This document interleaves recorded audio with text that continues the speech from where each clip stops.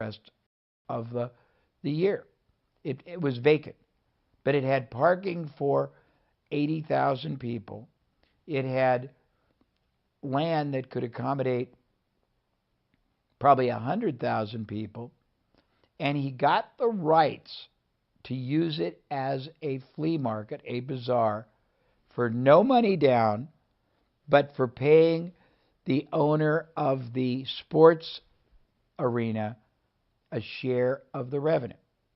Once he had that agreement, he went to a professional company that was the national leader in doing flea markets and doing bazaars. They knew how to set them up. They already had hundreds of vendors. They just didn't have good locations in Los Angeles. He had tied up and had a long-term contract with one of the prime and most desirable locations in all of Los Angeles.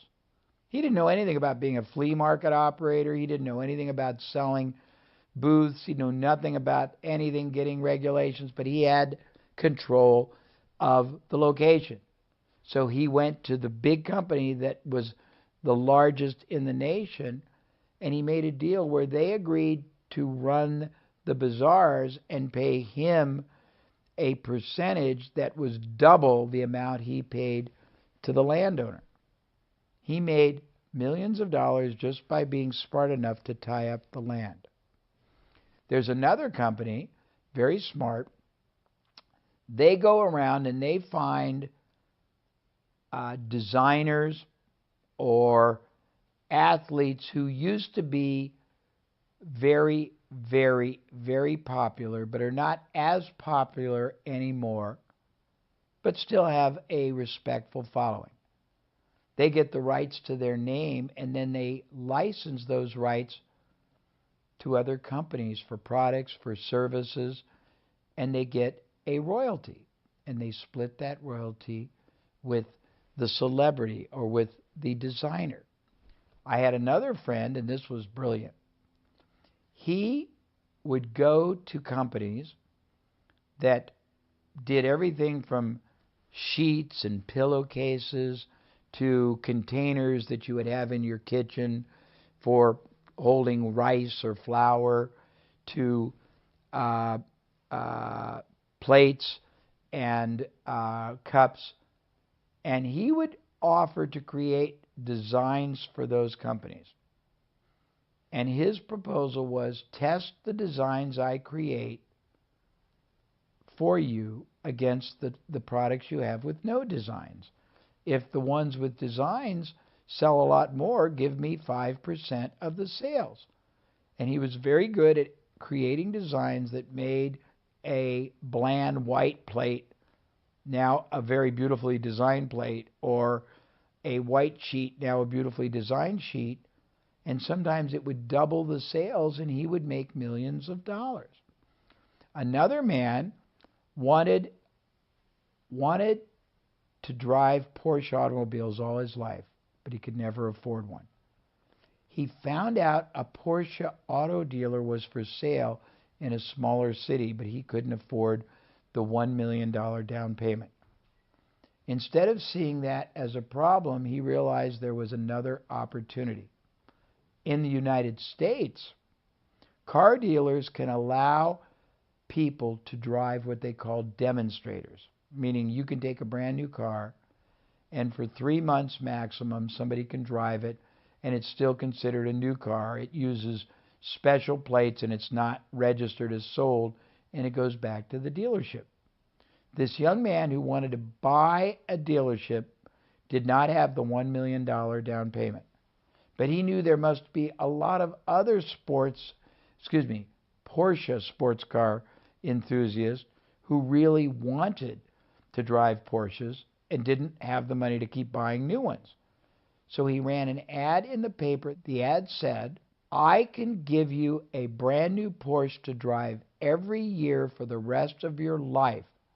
And instead of spending $100,000 every year for a new one, pay one time $75,000 and you'll never pay another penny again. And he got 200 people to respond, And what he did, he said, if you give me the $75,000, I will use your money together to buy a Porsche dealership. As a Porsche dealer, I can allow you to drive a demo for 3 months every year for free. I'll take it back and give you another one, and we'll keep doing that. He used that simple philosophy, hopefully it makes sense, and he raised $3 million, bought the dealership, got $1.5 million extra as a bonus, never had to pay a penny in interest to the banks because it wasn't a loan, never had to pay a penny to any partners because it wasn't a partnership. They just got to use a Porsche every year. I had another friend, and this was incredible. In fact, this is a great story. In the United States, one of the most successful cruise lines, boat cruises, is called Carnival Cruise. When Carnival Cruise first started out, they didn't have any money. The owner was able to get control on a lease. He didn't have to pay any money of an old, ugly cruise ship that had been in bad repair. It still worked, but it looked ugly. The owner didn't have a lot of money. He could only afford to paint one side of the cruise ship, which meant whenever he came in to a port, he had to come in on the pretty side because the other side was ugly and rusted. It had 400 rooms, but he rarely sold more than 100, meaning he had 300 rooms that were unsold every time he went out on a cruise. His rate at the time was $1,000 a cruise for a room. That meant every time he went out every week on a cruise, 300 rooms worth $1,000 apiece were unused. That also meant that he had $300,000 a week in potential buying power he was not using. He got the idea of trading, of exchanging the unused 300 rooms every week to magazines and newspapers and television stations and websites for advertising. He would get the equivalent. If 10 rooms would sell for $10,000, he would trade it for $10,000 worth of advertising. He ended up getting tens of millions of dollars of advertising free in his first year. He was able to fill the boat with paying clients. He was able to buy new boats, and from that strategy, he built a multi-billion-dollar company. A multi-billion-dollar company. I have helped people buy their employer without putting up a dime. I have helped people buy 2 or 3 small businesses in the same field and then put them together where you get economies of scale, meaning each business had a bookkeeper, or each business that was a dry cleaner had a presser and a delivery. But if you put 3 together, you only need 1, and you can eliminate 3 or 4 of the jobs and end up literally with a whole bigger amount of profit. I have helped people get the rights, like in the United States years ago, I helped a person get the rights to infomercials before they were ever offered in Australia. The people in the United States spent millions of dollars creating infomercials. They spent millions of dollars developing products and producing them, but they only ran the infomercials in the United States. My client went to those people. I guided them. They would get the rights to use their $1 million investment in an infomercial. They'd get the right to buy the product from the client who already had paid for them, had paid all the manufacturing, who owned them, so my client could buy them one at a time for a great price. My client made $25 million in the first year. Now, the stories I'm going to tell, the examples I'm going to give, the different pathways I'm going to share in the new models and modules we're going to go through will teach you not just ways to make a lot of money, but ways to start out and build in a very safe, progressive way. The example I give, if you know anything about ships, you'll know what locks are. Panama Canal, the Suez Canal, they have locks. And that means that a ship's trying to come from one ocean to another, it can't just go like that. It has to go through a series of steps to get there. We will work out together over the next few months the best strategy for you to begin with to become a successful entrepreneur, a long-term goal of where you can take your entrepreneurial career, meaning you might start slow. One of the biggest, wealthiest landowners, real estate barons in the United States, started out owning a little restaurant. A man who died just yesterday was the largest and the biggest conglomerate owner in the media. He owned NBC, he owned cable companies, and he started out with a teeny tiny manufacturing company that made men's pants. So the point is, I will not allow you ever again to limit your sense of what is possible over your lifetime as an entrepreneur. I will also teach you how to think very strategically, meaning long term, but I will teach you how to think very progressively, meaning many people think there's no way I can be a millionaire, there's no way I can have a big successful business, so they give up. There are absolutely safe, absolutely success-proven ways to start with one strategy or one business or one activity and either multiply it or use it to grow and gain lots of other ones. You will learn how to accurately and effectively determine what I call the optimal, the best, the maximum profit destiny path for you, which means each person is unique and different. You will see that you have all these options, and we will evaluate together the benefits, the advantages, the disadvantages, the ease or the complexities, so that together we will build you your own unique entrepreneurial business success plan. The plan will not be abstract. By the time you complete this program, you'll know exactly what you're going to do first, second, third, how you're going to do it, where you're going to do it, exactly the steps you're going to use to do it, and if you have any difficulties, how to overcome them. And then you will also build a long-term life strategy that shows you how to take whatever successes you start with and not be satisfied there, but keep taking them higher and higher and higher. And we will use as examples real-life people that I have known. I'm going to teach you how to become a masterful marketer, because marketing is the key to really getting people to want to do business with you and not your competitor, getting people to see the value you create.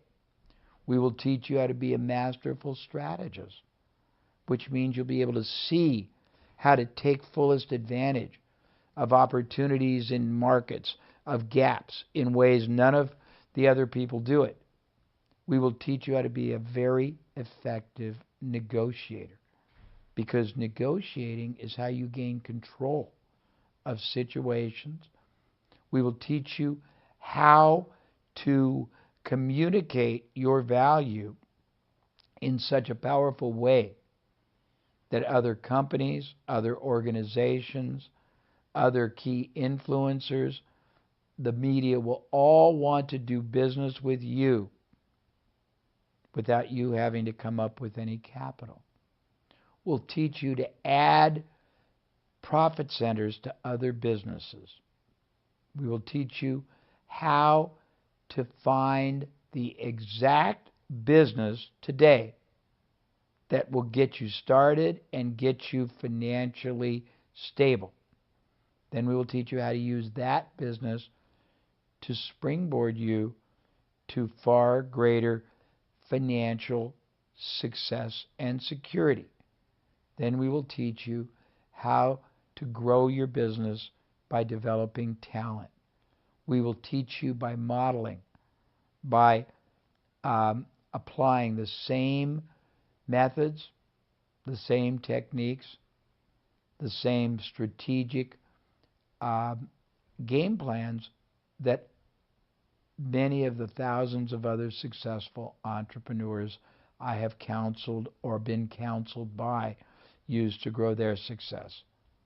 So for today and for this segment, the most important lesson I need to teach you is that you have within you greatness.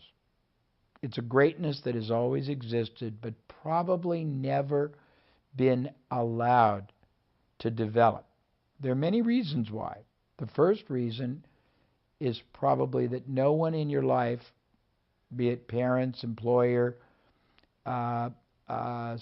professors at school, teachers, ministers, or priests, no one ever knew how to show you what greatness should look like. And by that I mean there's two ways greatness should be seen. One is how differently you think in your mind, how differently you conduct yourself to others, how differently you look at situations.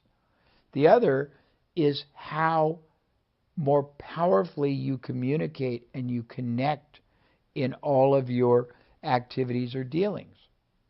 By the way, you have the ability immediately to achieve greatness in many elements of your life. First, you can start building your greatness and multiplying it as an entrepreneur.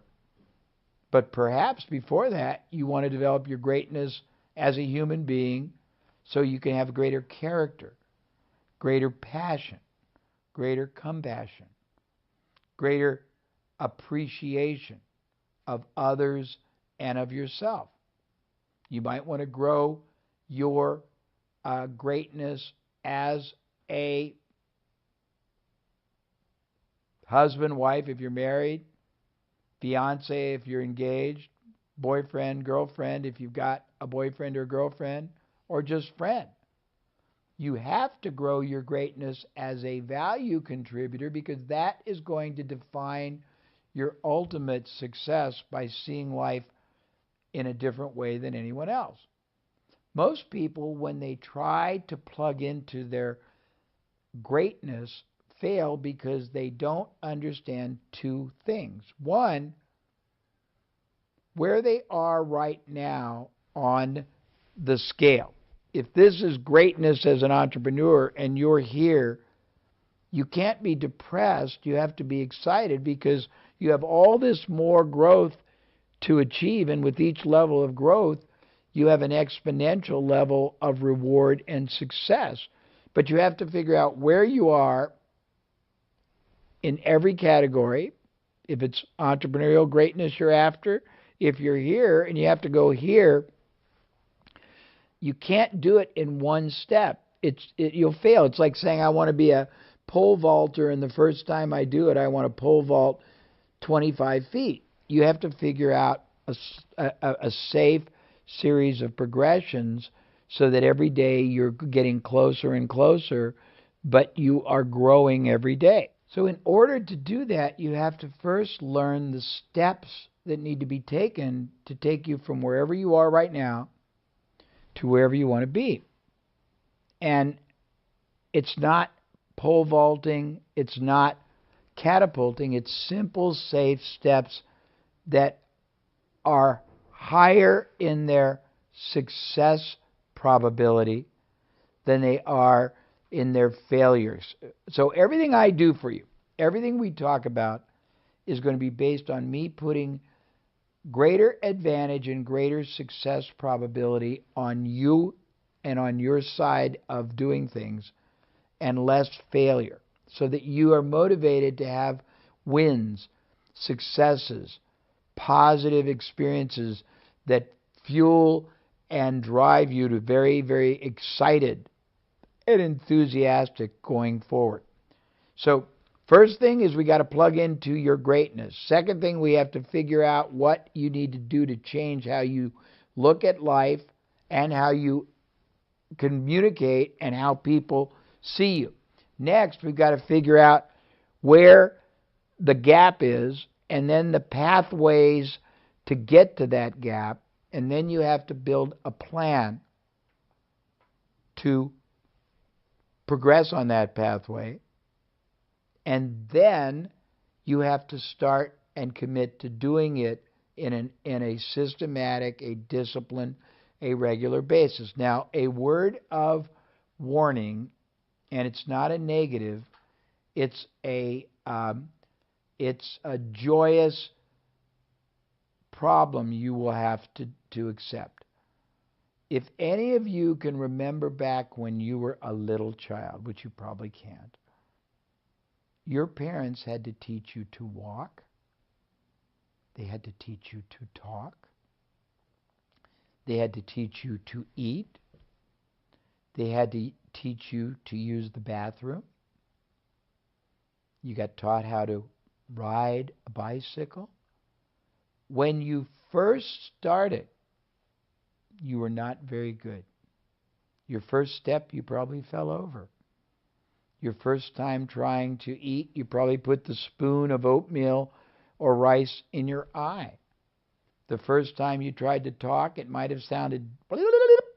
The first time you tried to go to the bathroom probably was very unsuccessful. Well, the first time you will try to apply or implement or execute any and all of the things I teach you, you probably won't be great at it. Doesn't mean it won't allow you to reach your greatness. It means that you probably will have to accept that we have to build your comfort, your skill, and your proficiency. That's not a problem, because I have engineered into all